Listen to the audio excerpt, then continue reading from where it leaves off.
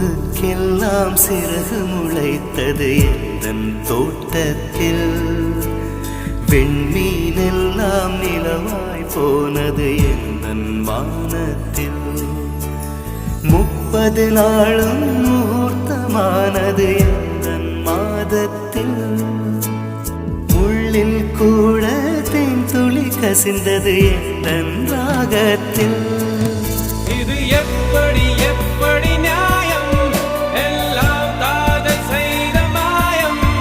இது எப்படி எப்படி நியாயம்? எல்லாம் காதல் செய்த மாயம்.